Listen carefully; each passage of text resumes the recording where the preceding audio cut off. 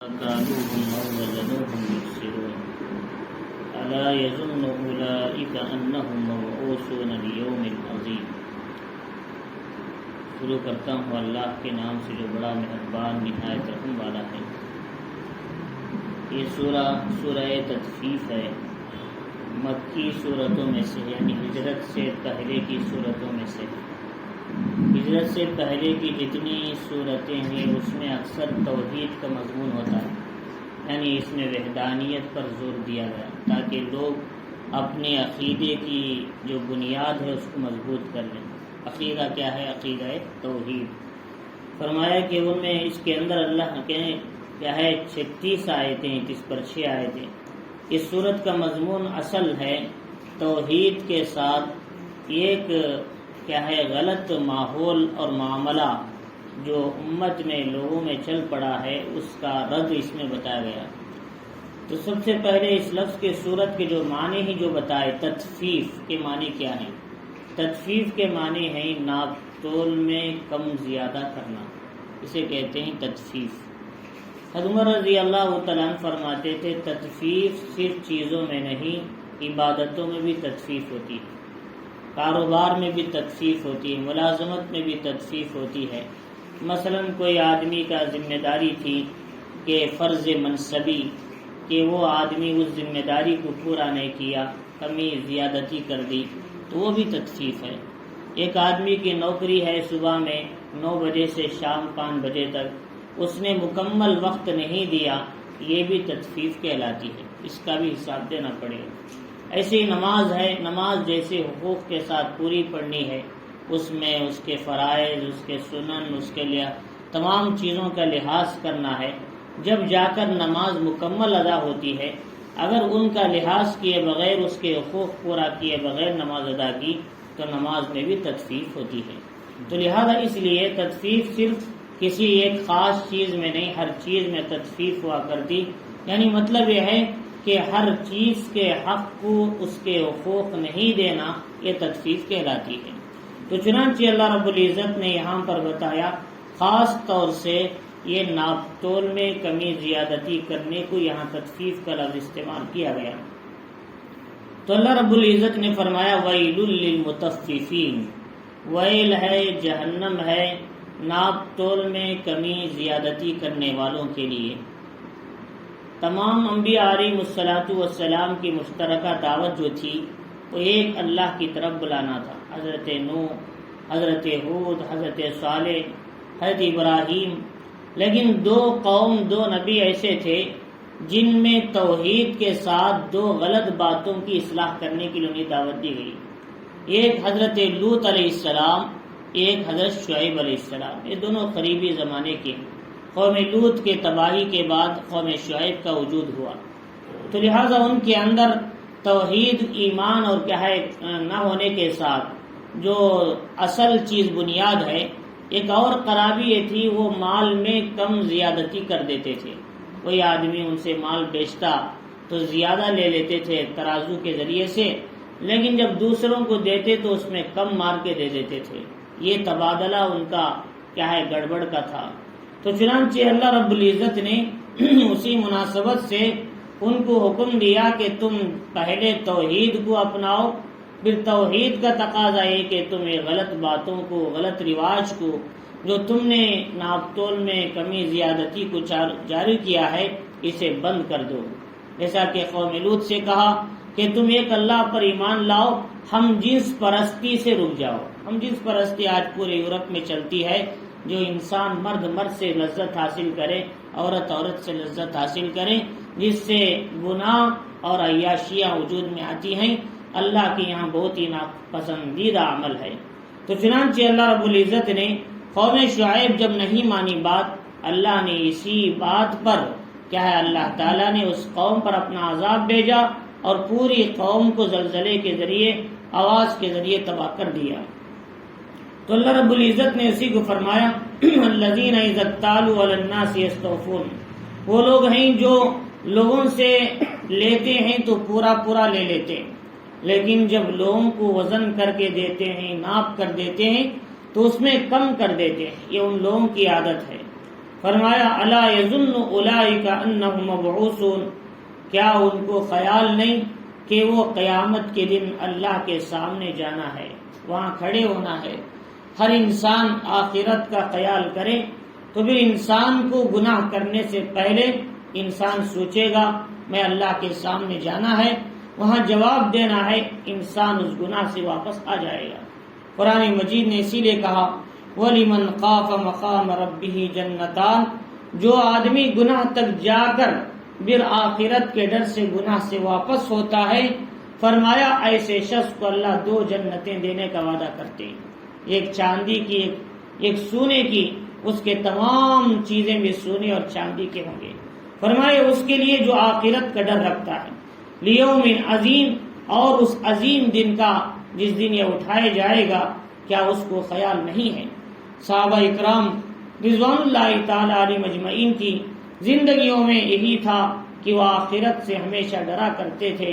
وہ کہتے ہیں ہمارا پیسہ جائے تو جائے لیکن دوسرے کو ہم سے دھوکہ نہ ہو جائے، یہ صحابہ کی صفت تھی۔ چنانچہ ایک آدمی ان کے پاس گھوڑا بیچنے کے لیے آئے، جدید ابن عبداللہ بجلی رضی اللہ تعالی، 300 درہم میں انہوں نے بیچنا چاہا۔ انہوں نے کہا بھی اس کی قیمت زیادہ ہو سکتی، 400 درہم، پھر 500، پھر 600، 800 درہم میں انہوں نے وہ گھوڑا خریدا۔ فرمایا ہو سکتا کہ وہ 300 کے بجائے 2 میں بھی خرید سکتے، دیتا، لیکن انہوں نے کہا میں نے حضور صلی اللہ علیہ وسلم کے ہاتھ پر بیعت کی ہے، میں ہر مسلمان کے ساتھ خیر خواہی کروں گا، اسے دھوکہ نہیں دوں گا۔ حضور نے فرمایا من غشنا فلیس منا، جو دھوکہ دے گا وہ ہماری امت میں سے نہیں ہے، امت کی صفت سے خارج ہے۔ حضور صلی اللہ علیہ وسلم مدینے میں گئے، ایک اناج کے کنٹل رکھا ہوا تھا، جو حصہ، تو اس میں ہاتھ ڈالا تو کچی نکل آئی اندر سے، اوپر سوکھی۔ فرمایا کہ تم نے اسے باہر کیوں نہیں کر دیا؟ کہ لوگ اسے لیتے ہیں اور جب وزن کرتے ہیں تو کےجی کی چیز آدھی کےجی میں ہو جاتی، اسے دھوکہ ہوگا، لیکن پیسہ تو تم پورا لیتے ہو۔ فرمایا من غشنا فلیس منا، جو دھوکہ دیتا ہے میری امت میں سے نہیں ہوتا، حضور صلی اللہ علیہ وسلم نے فرمایا۔ اس لیے آج بھی ناپ تول کا مسئلہ ایسا ہے کہ لوگ جب ان سے پوچھتے ہیں بھائی کےجی کتنا ہے تو کہتے ہیں 100 روپے، تو وہ زور لگاتے ہیں بھائی نہیں 80 روپے میں دے دو، تو کہتے ہیں اچھی بات ہے 80 روپے میں دیتا ہوں، لیکن گرام جو پتھر ہے 800 گرام کا رکھ دیتے ہیں۔ اگر تم اسے پورا بول کر صحیح قیمت دیتے، چاہے لیتا تو لیتا، نہ تو واپس چلے جاتا، لیکن تم نے جو دھوکہ دیا، یہ 200 گرام تم نے جو کم رکھ کے زیادہ لے لیا، فرمایا قیامت کے دن اس کا جواب دینا پڑے گا۔ اور یہ پیسہ پورا پیسہ خراب ہو گیا ہے 200 روپے کی وجہ سے، اس میں 20 روپے زیادہ آ گئے، لیکن یہ 20 روپے کی وجہ سے پورا پیسہ خراب ہو گیا۔ امام ابو حنیفہ رحمۃ اللہ علیہ نے ایک آدمی کو کہا کہ یہ کپڑا ڈیمیج ہے، اسے کم قیمت میں بیچنا۔ انہوں نے کہا حضرت میں پورے کپڑوں کے ساتھ اسے بھی بیچ دیا اصل قیمت میں۔ حضرت نے کہا جتنا آج کا پیسہ ہے سب کا سب صدقہ کر دو، کیونکہ اس میں نہیں معلوم کون سا مال اس کے اندر داخل ہوا، اس میں کون سا حصہ صحیح کون سا حصہ غلط۔ مشتبہ مال سے بچتے تھے، جب جا کر اللہ تعالیٰ نے ان کے دلوں کو ایسے کھولا کہ انہوں نے 12,70,000 مسائل اس قرآن سے نکالا تھا امت کے لیے۔ تو اللہ رب العزت نے فرمایا یوم یقوم الناس لرب العالمین، جس دن لوگ رب کے سامنے کھڑے ہوں گے، رب العالمین کے سامنے، تو اس وقت پتا چلے گا کہ انسان جو اعمال کر رہا تھا اس کے عمل اس کی روح کے ذریعے سے پتا چل جائے گا۔ ہر انسان کا جسم کام نہیں آتا، جسم تو ایسے ہی تباہ ہو جاتا ہے، ختم ہو جاتا ہے، دنیا میں بھی ختم ہوگا، آخرت میں بھی حقیقی معنی میں اس کے جسم کو کوئی خاص فائدہ نہ، اس کی روح کو اصل چیز ملے گی۔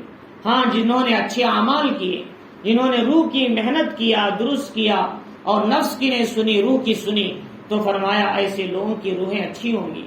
لیکن جنہوں نے نفس کی سنا اور روح کی اصلاح نہیں کیا اور نفس کو خوب طاقت پہنچائی، تو فرمایا قد افلح من زکاہا وقد خاب من دساہا، جس نے اسے پاک کیا وہ کامیاب ہوا، جس نے اسے خراب کر لیا وہ ناکام ہو گیا۔ اور خراب کرنے کی صفات کیا ہے؟ فرمایا وہ روح جب مرے گی آسمانوں کی طرف فرشتے لے کر جائیں گے تو آسمان کے دروازے اسے بند کر دیے جائیں گے، لا تفتح لهم ابواب السماء ولا يدخلون الجنہ حتى يلج الجمل في سم القیاد، نہ آسمان کے دروازے اس کی روح کو کھلیں گے، نہ وہ جنت میں داخل ہوگا، یہاں تک کہ جیسے سوئی کے ناکھے میں اونٹ کا داخل ہونا بالکل ناممکن ہے، اس شخص کا جنت میں جانا بھی ناممکن ہے، قرآن کہتا ہے۔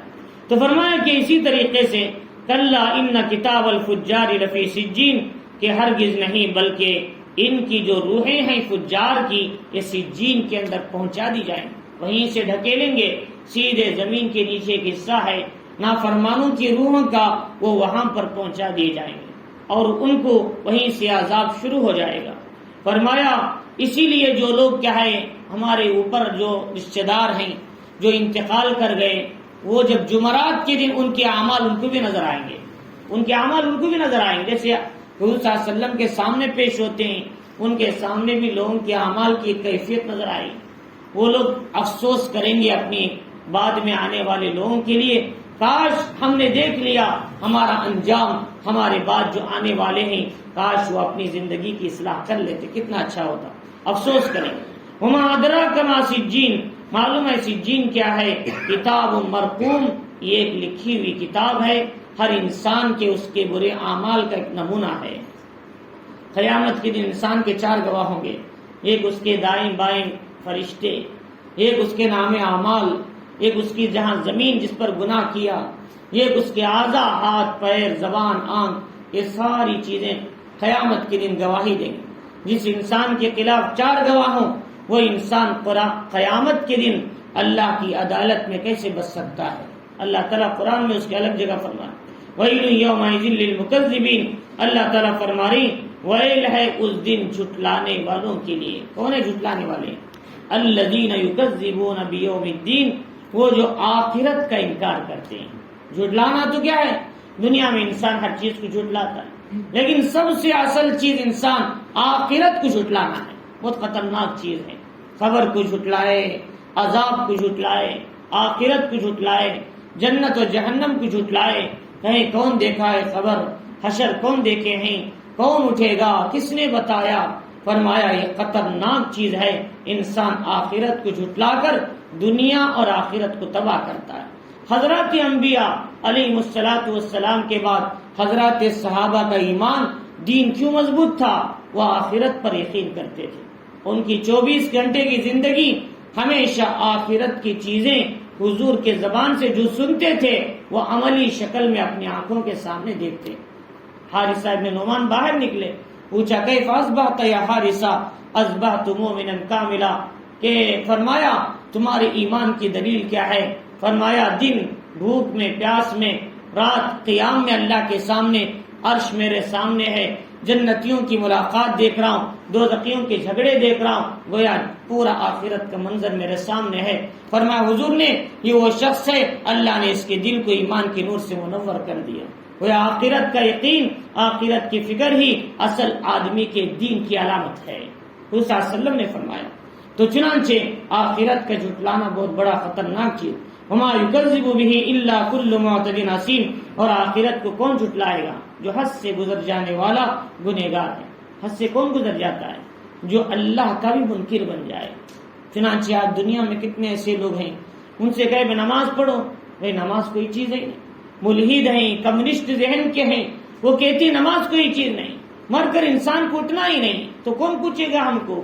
لہذا وہ لوگ آخرت کا یقین کیا ہے، حد سے گزر گئے وہ لوگ۔ فرمایا ساتھ میں گنہگار بھی ہوئے۔ اسلام دین کا انکار کرنے والا وہ مرتد ہو جاتا ہے، اسلام سے پھر جاتا ہے۔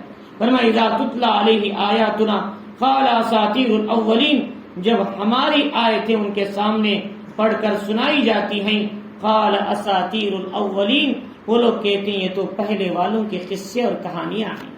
وہ بجائے ایمان لانے کے انہوں نے اسے قصے اور کہانیاں کہہ دیا۔ چنانچہ اللہ رب العزت نے فرمایا کہ بعض لوگ وہ ہیں قرآن مجید سننے سے ان کا ایمان تازہ ہوتا ہے، لیکن کچھ لوگ وہ ہوتے ہیں جو قرآن کو سننا ہی پسند نہیں کرتے، تو ان کے دل میں ایمان کیسے اترے گا؟ وَإِذَا تُلِيَتْ عَلَيْهِمْ آيَاتُهُ زَادَتْهُمْ إِيمَانًا إِنَّمَا الْمُؤْمِنُونَ الَّذِينَ إِذَا ذُكِرَ اللَّهُ، مومن تو وہ ہیں جب اللہ کا لفظ اور اللہ کا ذکر ہوتا ہے تو اللہ کی ہیبت ان کے دلوں میں اتر جاتی ہے، جب قرآن و حدیث پڑھا جاتا ہے تو اسے سننے کے بعد ان کے ایمان میں تر و تازگی آ جاتی ہے، بڑھنے لگتا ہے۔ لیکن کچھ لوگ وہ ہیں لا تسمعوا لهذا القرآن، کہتے ہیں قرآن مت سنو، تو ان کے دلوں میں یہ قرآن اترتا نہیں، ان کو یہ قرآن قصے اور کہانیاں معلوم ہوتا ہے، وہ ان کی گمراہی کی دلیل۔ تو چنانچہ اللہ فرماری کلا بل ران علی قلوبہم ما کانوا یکسبون، کیوں نہیں اتر رہا ہے؟ ان کے دلوں میں زنگ لگ گیا ہے، ہدایت ان کے قریب نہیں آتی۔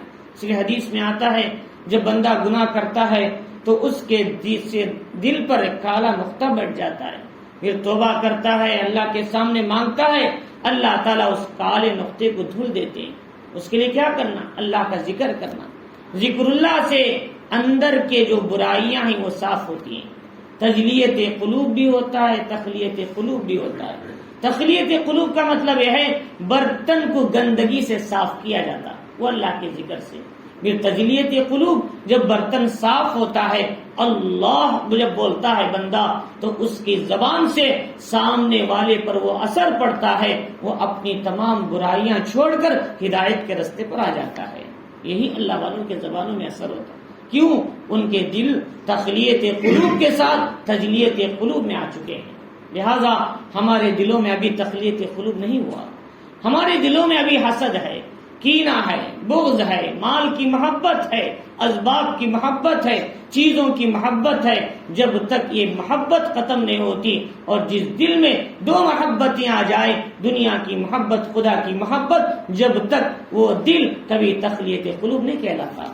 اللہ کہتے ہیں جب تم دنیا کی ساری محبتوں کو نکالو تو پھر ہماری محبت تمہارے اندر آنے کے لیے تیار ہے۔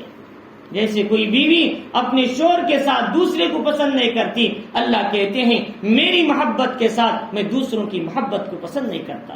اللہ کا نظام ہے۔ تو اللہ تعالیٰ فرماری کہ اس دل کے اندر جب زنگ لگ جاتا ہے گناہوں کا، نافرمانیوں کا، کہ تم کتنا بھی انہیں سمجھاؤ، ہدایت کی بات ان کے دل میں اثر نہیں کرتی، پھر ان کو ڈاکٹر کے پاس جانا پڑتا ہے۔ وہ ڈاکٹر کون ہیں؟ اللہ والے ہیں۔ اللہ والوں کی مجلسوں میں بیٹھنا پڑتا ہے، ذکر کے ضربے لگانا پڑتا ہے، پھر ان کے دلوں کے اندر دوا پہنچتی ہے شیخ کے اثر کی، جب جا کر ان کے دلوں میں پھر وہ بیماریاں ختم ہو کر پھر ان کی اصلاح ہوتی ہے۔ یہ تو ہوتا تھا حضرت خواجہ بہاؤالدین نقشبندی رحمۃ اللہ علیہ کے زمانے میں، لوگ گنہگار ہوتے تھے، ان اپنی بیماری کو صحیح کرنے کے لیے آپ کے پاس آتے، آپ ان کے سینے پر اللہ بول کر ضرب لگاتے تھے تو ان کے اندر کی بیماری ختم ہو کر ان کے اندر اللہ کی محبت داخل ہوتی تھی۔ تو فرمایا تو یہ یہاں پہنچنے سے پہلے ہم کو چاہیے کہ رات میں 2 رکعت نماز پڑھ کر اپنے دن میں ہونے والے گناہوں کی توبہ کریں گے تو پھر یہ بیماری آگے بڑھ کر ڈاکٹر تک جانے کی ضرورت نہیں پڑے گی، ورنہ پھر مسائل پیدا ہو جائیں گے۔ تو لہٰذا اس لیے فرمایا کلا انہم عن ربہم یومئذ لمحجوبون، ہرگز نہیں، بلکہ یہ لوگ جو کیا ہے دنیا میں قرآن نہیں سنتے، احکامات الہی سے دور تھے، جن کے دلوں میں اللہ کے احکام اور نبی کے صلی اللہ علیہ وسلم کی سنتوں سے دوری تھی، ایسے لوگ قیامت کے دن بھی لائے جائیں گے۔ ان سے کہا جائے گا نہیں چلو اللہ کی زیارت کرو، تو لوگ کیا ہے جب وہ اللہ کی زیارت کے لیے آگے بڑھیں گے تو اللہ تعالیٰ کہیں گے ان کو پردہ ڈال دو، یہ میری زیارت نہیں کر سکتے۔ قرآن وَإِذَا قِيلَ لَهُمُ ارْكَعُوا لَا يَرْكَعُونَ، جب سب کے سب اللہ کے سامنے رکوع میں پڑ جائیں گے، سجدے میں چلے جائیں گے، کچھ لوگ ہوں گے جن کی کمر تختہ بن جائے گی، وہ اللہ کے سامنے جھک نہ سکیں گے، دنیا میں نماز نہیں پڑھتے، عمل نہیں کرتے، تو اللہ تعالیٰ فرمائیں گے آج میری زیارت سے لوگ محروم ہو جائیں گے۔ کیوں؟ اس لیے کہ انہوں نے دنیا میں میرے احکام پر، میری بتائی ہوئی چیزوں پر زندگی نہیں گزاری۔ تو فرمایا ثم انہم لصال الجحیم، پھر انجام سمجھایا جو اللہ کی نہیں مانی دنیا میں، نفسانی سنی اور نفسانی خواہشات پہ چلے تو آخرت میں ان کا انجام خراب ہوا، جس کا نتیجہ انجام خراب ہونے کا کیا ہے؟ فرمایا ان کو جہنم میں داخل کر دیا جائے گا۔ یعرف المجرمون بسیماہم، وہ پوچھیں گے بھئی ان میں گنہگار کون ہے؟ ایک ایک آدمی کو تلاش کرنے کی ضرورت نہیں، ان کے نام پر، ان کی پیشانیوں سے پتہ چلے گا یہ لوگ جہنم میں جانے والے ہیں۔ یعرف المجرمون بسیماہم ویؤخذ بالنواصی والاقدام فبأی آلاء ربکما تکذبان، ان کی پیشانی کے بال، ان کے پیروں کے قدم یوں جوڑ کر انہیں جہنم میں پھینک دیا جائے گا۔ اللہ تعالیٰ فرمانے یہ پیشانی کے بال پکڑیں گے ختم، ایسے جوڑ دیں گے، ایسے فولڈ کر کے ان کو جہنم میں پھینک دیا جائے گا۔ تو اللہ تبارک تعالیٰ فرما رہی کہ اس دن آدمی بغیر پہچانے کے ان کی نشانی سے وہ سیدھے جہنم میں پہنچیں گے۔ تو اللہ تعالیٰ فرما رہی ثم یقال ھذا الذی کنتم به تکذبون، کہا جائے گا یہ وہ جہنم ہے جس کے تم جھٹلایا کرتے تھے دنیا میں۔ لہذا دنیا میں کوئی آدمی ہمیں نصیحت کرے بات مان لینا چاہیے، پسند آئے تو قبول کرو، نہ پسند آئے تو چھوڑ دو، لیکن انکار نہیں کرنا۔ انکار کا نتیجہ دنیا میں اللہ تعالیٰ کیا ہے سخت سزا کی صورت میں، آخرت میں جہنم کی صورت میں عطا فرمائیں گے۔ تو اس لیے فرمایا کلا ان کتاب الابرار لفی علیین، یہاں تک تو جہنمیوں کا انجام سمجھایا۔ جہنمیوں کا انجام کیا ہے کہ واما من طغى وآثر الحیات الدنیا فإن الجحیم ہی المأوى، جو سرکشی کرے، نفس کی سنے، روح کی نہ سنے، آسمانی کتابوں کی نہ سنے، نبی کی سنت کی نہ سنے، تو کیا ہوگا؟ فإن الجحیم ہی المأوى، ان کا انجام جہنم جہنم میں پہنچا۔ لیکن وَأَمَّا مَنْ خَافَ مَقَامَ رَبِّهِ، لیکن جو اپنے رب کے سامنے کھڑے ہونے سے ڈرے، وَنَهَى النَّفْسَ عَنِ الْهَوَىٰ، خواہشات نفسانی سے رکے رہے، اس کا انجام فَإِنَّ الْجَنَّةَ هِيَ الْمَأْوَىٰ، وہ جنت میں پہنچ جائیں گے۔ تو اللہ تعالیٰ فرما رہی کلا ان کتاب الابرار لفی علیین، جب انسان انتقال کر جائے گا، نیک آدمی، اچھا آدمی، تو جب وہ انتقال کرے گا تو اس کی روح کو لے کر فرشتے آسمانوں پہ جائیں گے، پوچھیں گے کس کی روح ہے؟ نیک آدمی کی روح۔ آسمان کے فرشتے ان کے دروازے کھولیں گے، پھر اللہ کے پاس پہنچیں گے، اللہ کے دفتر میں اس کا نام نیک لوگوں میں لکھا جائے گا، پھر سدرۃ المنتہا کے پاس ایک مقام علیین، اس روح کو وہاں پر پہنچا دیا جائے گا۔ وہ روح آرام حاصل، لوگ کہتے ہیں خبر میں جا کر لوگ جنت کی ہوائیں لیتے، وہ روح تو آسمانوں میں ہے، اس کا اثر یہاں مل رہا ہے۔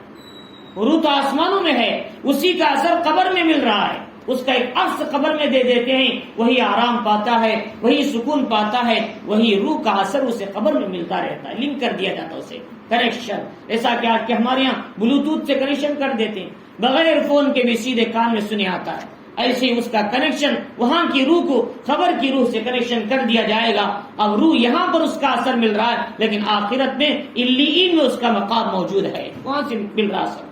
تو لہذا اس لیے فرمایا اللہ تعالیٰ نے ایسے روحوں کو علیین میں پہنچا دیا جائے گا۔ وما ادراک ما علیون، علیون کیا ہے؟ کتاب مرقوم، وہ بھی انسانوں کی لکھی ہوئی کتاب ہے، وہاں پر انسان کی ساری تفصیل موجود ہوگی روح کے ساتھ۔ آج لوگ بہت سوال کرتے ہیں بھائی ہماری روح ہمارے خبر میں ہمارے گھروں میں پھر رہی، بعض لوگ کہتے ہیں بکلیچہ ایک آدمی مجھ سے سوال کر رہے تھے حضرت ہمارے گھر میں ہمارے بچے کی روح پھر رہی ہے، فرمایا ایک مرتبہ قبر میں روح جانے کے بعد واپس نہیں آ سکتی، جیل میں جانے کے بعد انسان کبھی باہر آ سکتا ہے، لیکن روح زمین میں جانے کے بعد نہیں آ سکتی۔ وہاں کی جو جیل ایسی ہے کہ انسان کو دوبارہ آسمان اور زمین دیکھنے کا موقع نہیں دیتی، وہاں پہنچنے کے بعد واپس نہیں آتا انسان۔ ہاں، ہر انسان کے ساتھ ایک شیطان پیدا ہوتا ہے، ہر انسان جب پیدا ہوتا ہے اس کے ساتھ نفس بھی ہوتا ہے، اس کے ساتھ شیطان بھی پیدا ہوتا ہے، وہ شیطان تمہاری روح کے جانے تک تمہارے ساتھ رہتا ہے۔ جب تم دفن کر دیے جاؤ گے، منہا خلقناکم وفیہا نعیدکم ومنہا نخرجکم تارۃ اخری، جب یہ آیت پڑھتے ہی ہمارے لفظ کے ساتھ ہمارا شیطان بھی دفن ہو جاتا ہے، لیکن جو اسے نہیں پڑھتے، اسے توجہ نہیں دیتے، فرمایا وہ شیطان باہر نکل کر تمہارے گھر میں چکر لگاتا رہتا ہے، بھائی کہتے ہیں ہمارے بیٹے کی روح گھر میں آ گئی، بیٹے کی روح نہیں آئی، شیطان آیا ہے، شیطان کا اثر ہے، لیکن روح نہیں آتی۔ روح ایک بار جانے کے بعد یا تو اچھی ہے تو نیچے، اگر اچھی ہے تو آسمان پہ، بری ہے تو اسے زمین کے نیچے پہنچا دیا جاتا ہے۔ فرمایا اشہدہ المقربون، اور اس کا مشاہدہ وہ مقربین لوگ کیا کریں گے۔ حضرت عمر بن عبدالعزیز رحمۃ اللہ علیہ کا انتقال کا وقت آیا، لوگ آپ کے اطراف بیٹھے ہوئے تھے، تو کہا بھائی آپ سے ملاقات ہوگی، آپ چلے جاؤ گھر دروازے کے باہر، دروازہ آڑا کرو، سب قسم کے کپڑے پہنے ہوئے کچھ لوگ مجھ سے ملاقات کے لیے آ رہے ہیں، فرشتے تھے، آپ سے ملاقات ہوئی، دروازہ لوگوں نے کھولا، 15-20 منٹ کے بعد حضرت عمر بن عبدالعزیز دنیا سے وفات پا جا چکے تھے۔ انہوں نے دنیا میں ہی ان لوگوں کو دیکھا فتنزل علیہم الملائکۃ کہا اللہ تخافوا ولا تحزنوا وابشروا بالجنۃ التي كنتم توعدون. جب نیک انسان مر جاتا ہے فرشتے اس کے پاس آتے ہیں، کہتے ہیں تیرے گھر والوں کو چھوڑنے کا غمگین نہ ہو، آخرت کا تجھے کوئی خوف نہیں، ہم تیرے ساتھ خبر میں بھی اور جنت میں بھی اور جنت میں جانے تک تیرے ساتھ رہیں گے، تیرے دوست بن کر رہیں گے. تو چنانچہ رسول صلی اللہ علیہ وسلم نے ایک دعا سکھا اللہم انس وحشتنا فی قبورنا، اے اللہ ہمارے قبروں میں ہمیں وحشت کا سامان بنا، ہماری انسیت کا سامان بنا. ہماری وحشت میں وہ کیا ہے؟ قرآن ہے اور اعمال ہے، صدقہ ہے، خیرات ہے، یہ ساری چیزیں ہمارے قبر میں ہماری انسیت کا سامان بنیں گے. تو چنانچہ اللہ رب العزت نے فرمایا ان الابرار لفی نعیم، اب جو نیک لوگوں کی روحیں وہ نئی نعمتوں میں ہوں گے.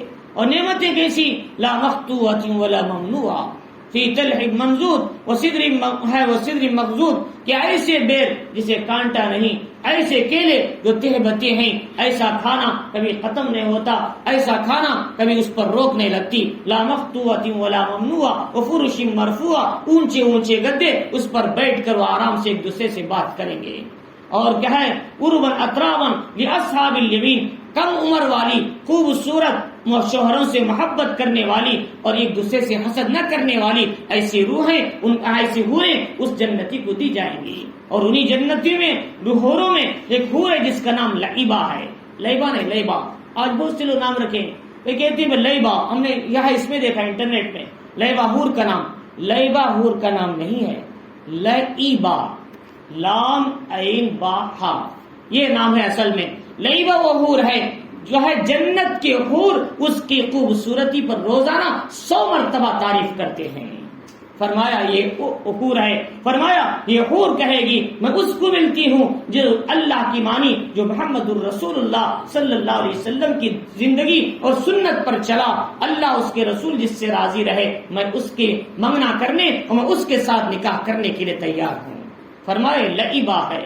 فرمایا کہ یہ جنت کی نعمتیں ہیں. تو اللہ تعالیٰ فرمانی کہ انہیں نعمتوں میں پہنچا دیا جائے. علی الآراء ینظرون، کپڑے ریشم کے، سونا، ہاتھ میں ہے بہترین کنگن، ایک چاندی، ایک سونا، ایک کیا ہے موتی کے 3 ڈالے جائیں گے. فرمایا کھانا تو ایسا کھائیں گے کہ جو میں جیسے ہی خیال ہوگا کہ میں فلاں پھل کھا لوں تو اس کی ڈھالیاں نیچے جھک جائیں گے، تم ایسے آرام سے توڑ کر کھاؤ گے. پانی کا مسئلہ، تم جہاں نہر کو دیکھو گے نہر تمہاری طرف پھر جائے گی. یفجرونہا تفجیرا یوفون بالنذر ویخافون یوما کان شرہ مستطیرا. اللہ تعالیٰ فرمائے. تو چنانچہ تو یہ ساری جنت کی نعمتیں ہیں. تو اللہ تعالیٰ نے آگے فرمایا کہ یہ جو ہے علی الارائک ینظرون، اور اونچے اونچے تختوں پر بیٹھے ایک دوسرے سے دیکھ رہے ہوں گے. تعریف فی وجوہہم نظرۃ النعیم، تم وہ جنتی ہیں ان کے چہروں سے تم دیکھ کر پہچان لو گے، ان کے چہروں میں خوبصورتی، حشاش اور بشاش بیٹھے ہوں گے. چنانچہ قرآن مجید میں اللہ نے فرمایا وَأَمَّا الَّذِينَ بِعِزَّتْ وُجُوهُهُمْ فَفِي رَحْمَةِ اللَّهِ، جن کے چہرے چمک رہے ہوں گے وہ قیامت کی اللہ کی رحمت میں ہوں گے.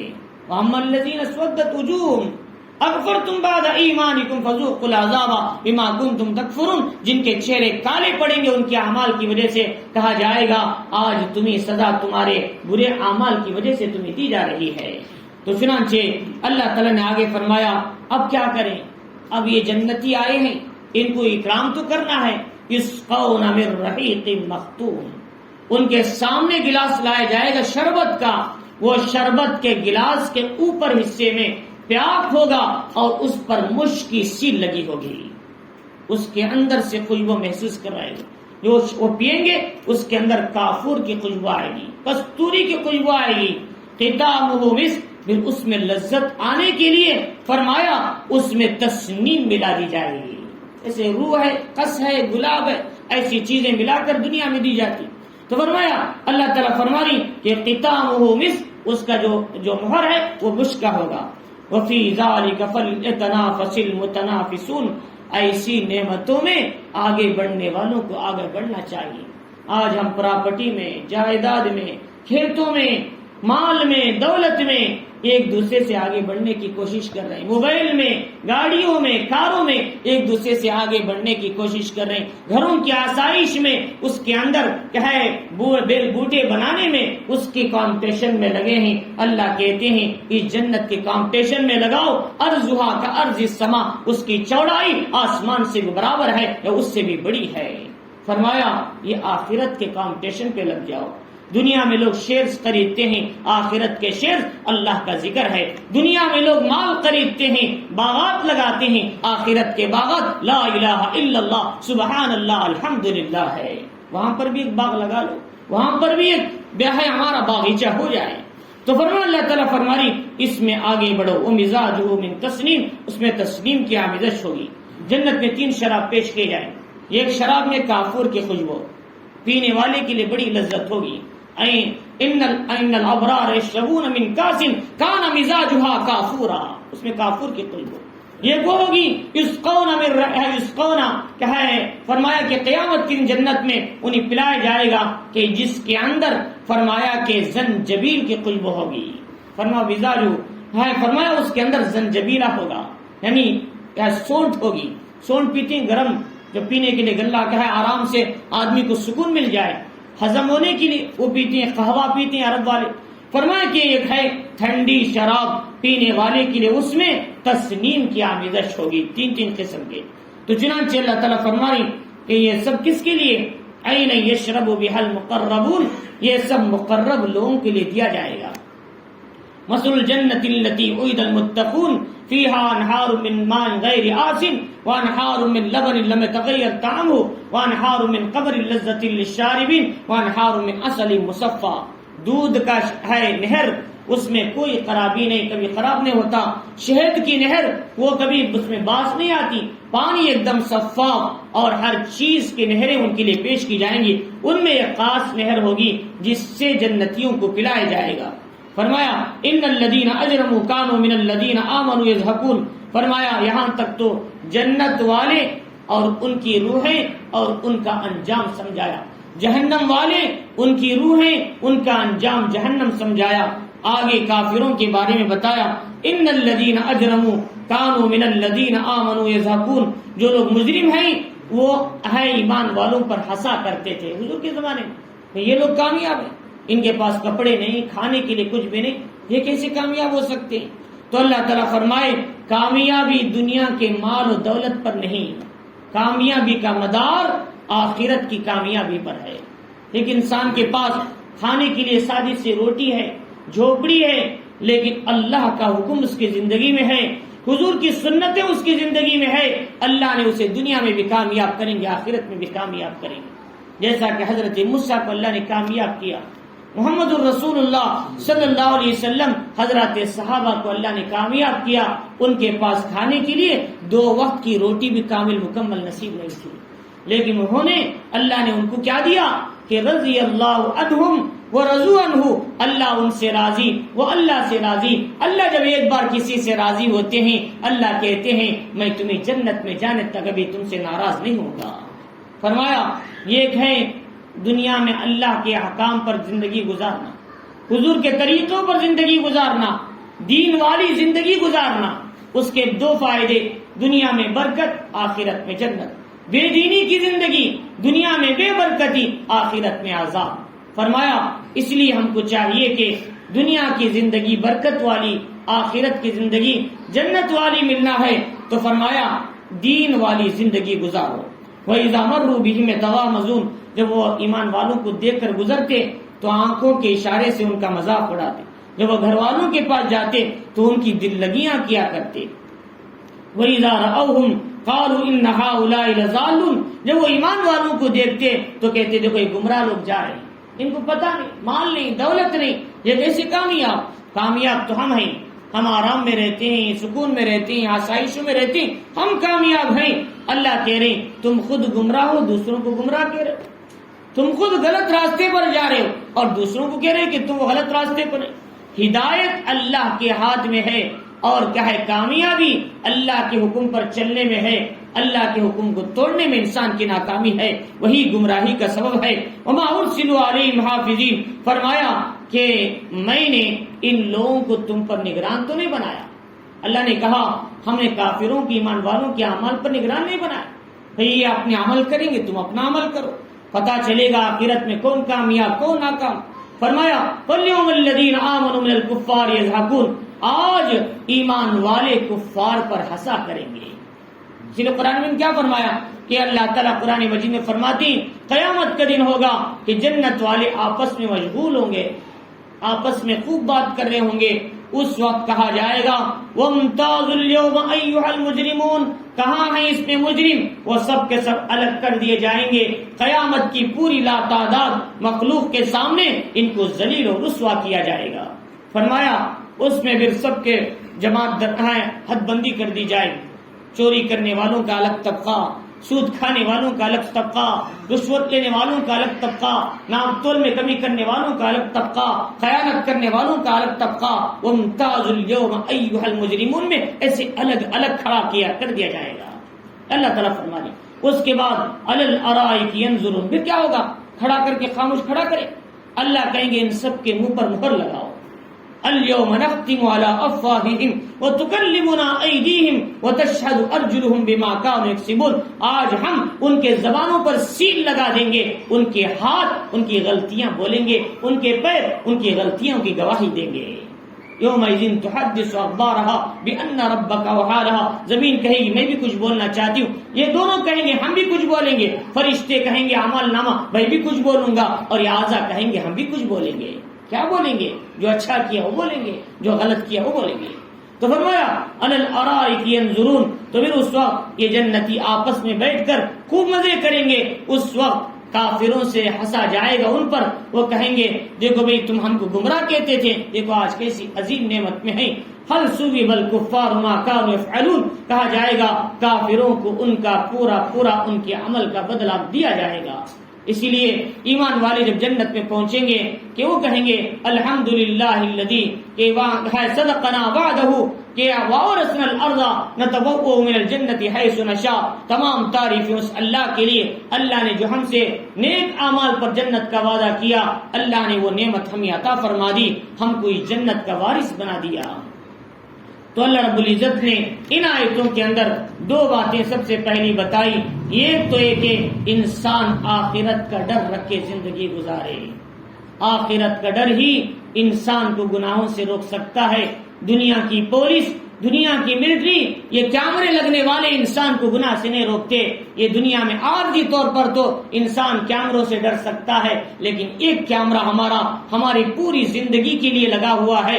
4 کیمرے الگ سے لگے ہیں، کرامن کاتبین، ہمارا اعمال نامہ، ہماری زمین، ہمارے اعضاء، یہ چھوٹے کیمرے ہیں. ایک بڑا کیمرہ ہمارے اوپر لگا ہے، پوری دنیا پر بیک وقت نظر کرتا ہے. لا تاخذہ سنۃ ولا نوم، نہ اسے نیند آتی ہے نہ اسے اونگ آتی ہے. وہ ساتوں زمین کے نیچے چلنے والی چونٹی کے آہٹ کو سنتا ہے، اس کے نشانات قدم کو دیکھتا ہے. وہ اللہ ہمیں 24 گھنٹے دیکھ رہا ہے.